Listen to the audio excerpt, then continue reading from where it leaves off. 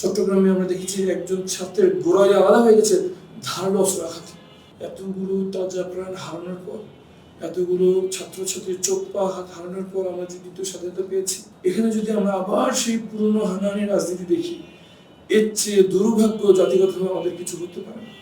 শিবিরের প্রথম পরিচয় হচ্ছে তার একটি স্বতন্ত্র শিক্ষা প্রতিষ্ঠান, এবং এ জায়গা থেকেই তারা সকল মেধাবীদের এই সংগঠনে আকৃষ্ট করতে সমর্থ হয়েছে।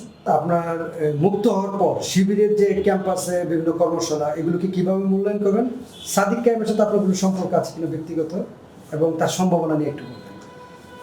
আমরা ছাত্র শিবির যারা করেন তারা একটি কথা বলা বলেন যে ছাত্র শিবির কোনো রাজনৈতিক সংগঠন পরে, আগে যেটি একটি শিক্ষা প্রতিষ্ঠান। বাংলাদেশ ইসলামী ছাত্র শিবির বাংলাদেশের যুব সমাজকে দেশ গড়ার কারিগর হিসেবে গড়ে তোলার জন্য আমাদের শিক্ষা ব্যবস্থা যা দিতে পারছে না তাদেরকে, সেই শূন্যস্থান পূরণ করার চেষ্টা করেছে বাংলাদেশ ইসলামী ছাত্র শিবির।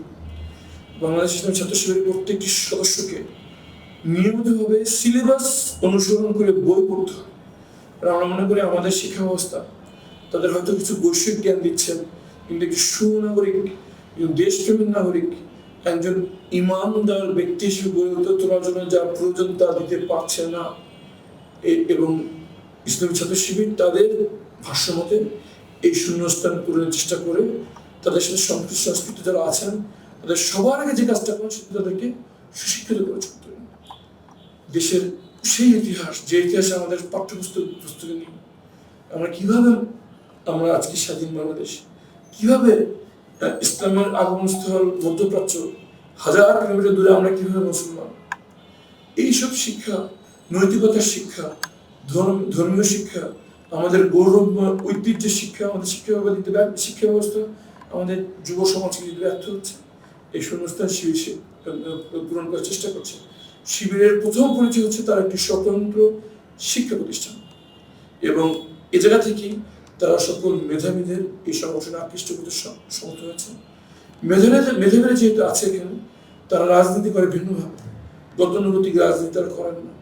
এই মুহূর্তে আমি যা দেখেছি, তারা ওয়েলফেয়ার পলিটিক্স, সেবার মাধ্যমে রাজনীতি করছে, অর্থাৎ সেবার মাধ্যমে জনগণ ছাত্রদের মন জয় করে তাদেরকে তাদের দিকে আকৃষ্ট করার চেষ্টা করছে। এটা আমি মনে করি সবার এটাই করা উচিত। আমাদের রাষ্ট্র আমাদের শতভাগ মানুষকে তাদের সেবা দিতে পারে না। এ জায়গায় আমাদের রাজনৈতিক দল, অরাজনৈতিক সংগঠন, মানবিক সংগঠন সবাইকে হাত মিলিয়ে আমাদের দেশ গড়তে হবে। আমি মনে করি ছাত্র শিবির এখানে একটি পাইওনিয়ারের ভূমিকা পালন করছে। কিভাবে সেবার মাধ্যমে ছাত্রদের সাথে মিশে যেতে হবে, তাদেরকে আকৃষ্ট করতে হবে। সাদিক ক্যাম্পের সাথে আপনার সম্পর্কটা সম্বন্ধে বলবেন। সাদিক ক্যাম্পকে আমি চিনতাম না।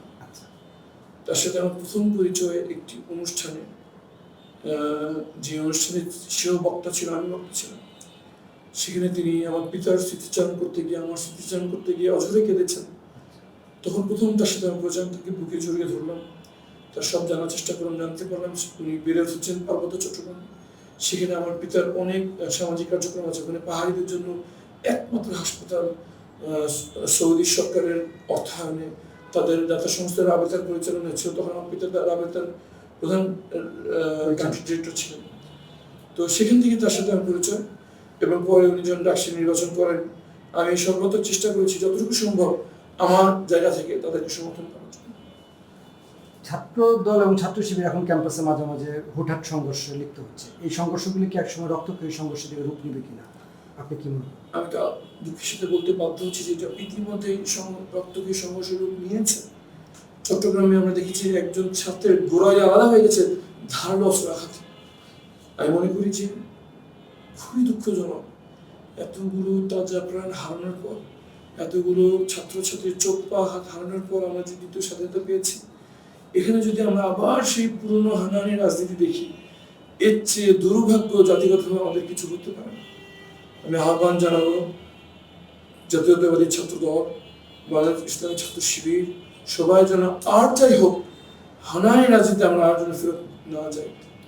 আমাদের রাজনীতি হবে কে কত বেশি ছাত্রদের কাছে যেতে পারে, কে কত বেশি ছাত্রদের দুর্ভয়ের কথা বলতে পারে, কে কত বেশি সৃজনশীল উপায়ে ছাত্রদেরকে নিয়ে রাজনীতি করতে পারি, সেই রাজনীতি হবে আমাদের দ্বিতীয় স্বাধীনতার পরবর্তী রাজনীতি, জুলাই বিপ্লবের পরবর্তী রাজনীতি।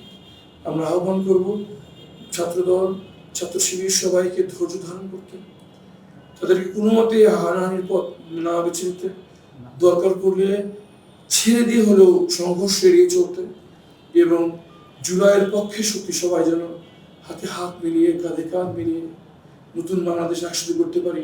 তার জন্য যা করা পর্যন্ত তাই করুক, আর যেন হানাহানি রাজনীতি আমাদের ক্যাম্পাসে ফিরে না আসুক, এটাই আমাদের আকাঙ্ক্ষা, সারা জনগণের আকাঙ্ক্ষা, নতুন প্রজন্মের আকাঙ্ক্ষা।